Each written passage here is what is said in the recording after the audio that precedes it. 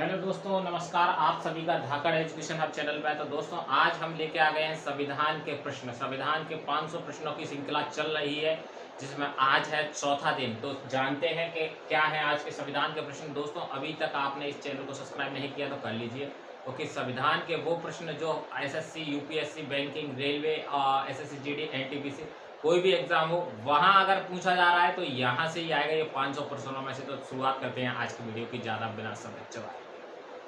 तो दोस्तों, पहला प्रश्न आपकी स्क्रीन पर है।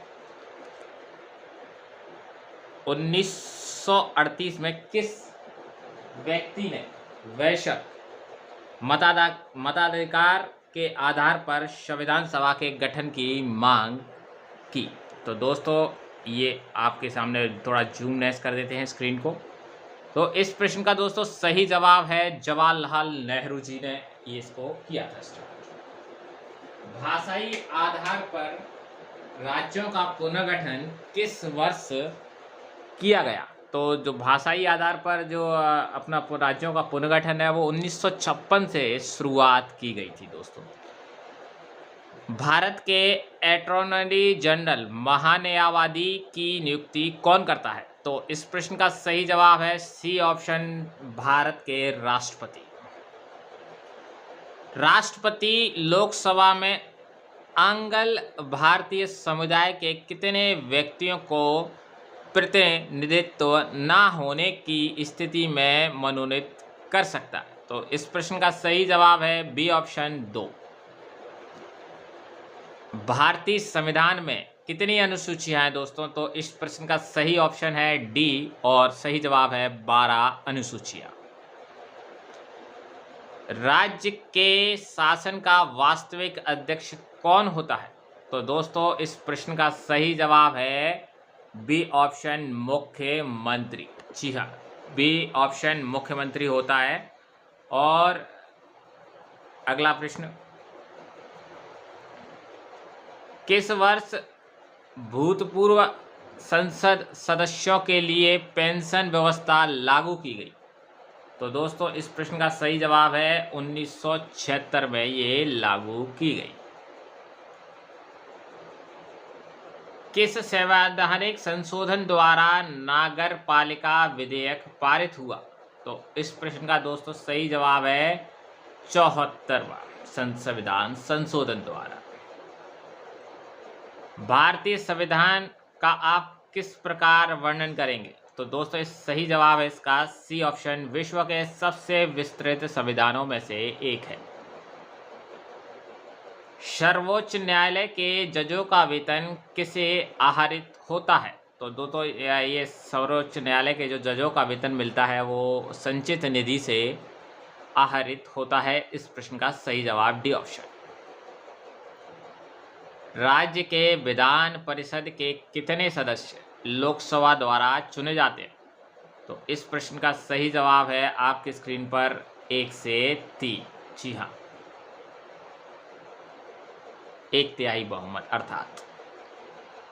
न्यायिक पुनर्वलोकन का अधिकार किसे है? तो सही जवाब है इस प्रश्न का डी, उच्चतम न्यायालय को। भारत में नगर पालिका का स्वरूप है? तो दोस्तों, इस प्रश्न का सही जवाब है बी, एकीकृत न्यायपालिका है भारत में। लोकसभा समिति में कुल कितने सदस्य होते हैं? इस प्रश्न का सही जवाब बी ऑप्शन, 22 सदस्य होते हैं। किस समिति को स्थायी मितव्ययिता समिति भी कहा जाता है? तो इस प्रश्न का सही जवाब है डी, प्राक्कलन समिति को। दोस्तों, वेरी वेरी मोस्ट इंपोर्टेंट प्रश्न है जी। भारत में उच्चतम न्यायालय में न्यायाधीशों की संख्या बढ़ाने का अधिकार किसके पास है? ए ऑप्शन, भारत की संसद। भारत में उच्चतम न्यायालय में न्यायाधीशों की संख्या बढ़ाने का अधिकार किसके पास है? भारत की संसद। ये प्रश्न दोबारा से रिपीट हो गया है। पटना उच्च न्यायालय की स्थापना कब हुई? तो दोस्तों, इस प्रश्न का सही जवाब है 1916 ईस्वी। भारत का सबसे बड़ा उच्च न्यायालय है, जी हाँ, इलाहाबाद हाई कोर्ट को भारत का सबसे बड़ा उच्च न्यायालय माना जाता है और कहा भी जाता है। किन राज्यों में साझा उच्च न्यायालय है, यानी दो राज्यों के बीच जो एक ही न्यायालय है, साझा न्यायालय उच्च न्यायालय है, उसका नाम है महाराष्ट्र एवं गोवा के बीच जो साझा न्यायालय स्थित है। बी ऑप्शन इस प्रश्न का सही जवाब है। छत्तीसगढ़ उच्च न्यायालय कहाँ स्थित है? तो इस प्रश्न का सही जवाब है बिलासपुर में, ए ऑप्शन। उत्तराखंड उच्च न्यायालय स्थापना कहाँ की गई? तो इस प्रश्न का सही जवाब है ए ऑप्शन, नैनीताल। मध्य प्रदेश का उच्च न्यायालय कहाँ स्थित है? तो दोस्तों इस प्रश्न का जवाब है बी ऑप्शन, जबलपुर। केरल का उच्च न्यायालय कहाँ स्थित है? तो इस प्रश्न का सही जवाब है एर्नाकुलम में। उच्च न्यायालय के मुख्य न्यायाधीशों की नियुक्ति कौन करता है? तो दोस्तों इस प्रश्न का जवाब आपको कमेंट बॉक्स में देना है, और अगर नहीं दे पाए तो हम आपको इस प्रश्न का सही जवाब अभी बता दें क्या? नहीं, आप कमेंट बॉक्स में दे दीजिए, कोई दिक्कत नहीं। उच्च न्यायालय के क्षेत्राधिकार को घटाने या बढ़ाने का अधिकार किसके पास है? तो दोस्तों ये सिर्फ संसद के पास है। उच्च न्यायालय के मुख्य न्यायाधीश पद पर नियुक्त होने पर प्रथम महिला कौन है? जी हाँ, हाई कोर्ट की जो मुख्य न्यायाधीश बनी थी वो प्रथम महिला थी लीला सेठ। और दोस्तों सुप्रीम कोर्ट की जो पहली मुख्य महिला न्यायाधीश बनी थी वो है फातिमा बीबी। इस थोड़े से पॉइंट को आपको अच्छे से ध्यान रखना, क्योंकि कई बार अपन मिस्टेक से ये टिक कर देते हैं। राज्यों के गवर्नर संविधान के अंतर्गत किसके प्रति अपने आचरण के लिए उत्तरदायी होते हैं? तो सही जवाब है बी ऑप्शन, राष्ट्रपति के लिए। राज्यपाल सोने के पिंजरे में निवास करने वाली चिड़िया के समतुल्य है। तो इस प्रश्न का सही जवाब है सरोजनी नायडू ने ऐसा कथन बोला था, जी हाँ। गवर्नर द्वारा जारी किया गया अध्यादेश किसके द्वारा मंजूर किया जाता है? तो इस प्रश्न का दोस्तों सही जवाब है विधान मंडल द्वारा, बी ऑप्शन। राज्यपाल द्वारा जारी किए गए अध्यादेशों पर कौन सी कार्रवाई आवश्यक होती है? तो इस प्रश्न का सही जवाब है सी ऑप्शन, राज्य विधान मंडल की स्वीकृति जरूरी होती है। राज्यपाल द्वारा जारी किए गए अध्यादेश को कितने समय में स्वतः समाप्त हो जाता है? यानी राज्यपाल कोई आदेश जारी करता है, अध्यादेश, वो कितने समय में अपने आप समाप्त हो खत्म हो जाता है? तो सही जवाब है ए ऑप्शन, 6 सप्ताह में।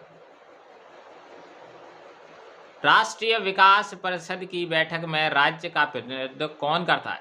तो सही उत्तर है मुख्यमंत्री इसका प्रतिनिधित्व करता है।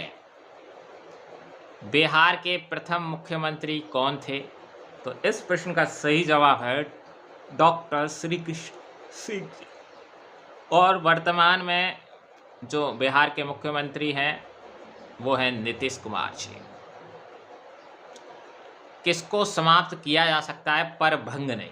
तो दोस्तों विधान परिषद को समाप्त किया जा सकता है, लेकिन इसे भंग नहीं किया जा सकता है। राज्यों के विधान परिषद के कितने सदस्य विधानसभा द्वारा चुने जाते हैं? तो इस प्रश्न का सही जवाब है 1/3। विधानसभा अध्यक्ष अपना त्याग पत्र किसे देता है? तो विधानसभा जो अध्यक्ष होता है वो अपना त्याग पत्र विधानसभा उपाध्यक्ष को देता है, बी ऑप्शन इसका सही उत्तर है। तो दोस्तों ये थे वो संविधान के प्रश्न जो आपके लिए जानने लिए बहुत ज़रूरी थे, और हमारा उद्देश्य था कि हम इन प्रश्नों के माध्यम से आपको ये संविधान पॉलिटी के प्रश्नों से अवगत कराएं। दोस्तों धाकड़ एजुकेशन जो चैनल है उसका उद्देश्य है कि प्रत्येक विषय के टॉपिक को, जैसे अभी संविधान का टॉपिक चल रहा है, 500 प्रश्नों की श्रृंखला है, अगर आप किसी भी एग्ज़ाम को दे रहे हो तो यकीन मानिए यहाँ 500 प्रश्न में से आप इनको पढ़े हुए हो तो आपका गलत नहीं होगा। 500 प्रश्न मैं कराने को एक दिन में करा सकता हूँ, लेकिन मैं ये 40-40 का स्पेल लाता हूँ जिससे आपको ये प्रश्न कभी गलत ना हो, अच्छे से याद हो जाएं और पेपर में जैसे ही आए आप सही प्रश्न के ऑप्शन को टिक मार सकें। तो दोस्तों ये जो संविधान क्वालिटी है हर पेपर में 5 नंबर की आती है, चाहे वो एसएससी जीडी हो, एनटीपीसी हो, यूपीएससी में और ज़्यादा, यानी कम से कम 5 नंबर की आती है। बाकी कुछ परीक्षाओं में तो इसका अलग से पेपर होता है। तो दोस्तों यहाँ से अगर आप प्रश्न सही कर सकते हो तो स्कोरिंग सब्जेक्ट अच्छा रहता है। सक्सेस के लिए सबसे ज़रूरी है संविधान पढ़ना, क्योंकि संविधान के बाद आपको अलग चीज़ है, संविधान में आपका प्रश्न गलत नहीं होगा। इतिहास में आपको बहुत घुमा सकता है लेकिन संविधान में नहीं घुमा सकता, क्योंकि संविधान के जो प्रश्नों की लिमिट है वो सीमित है।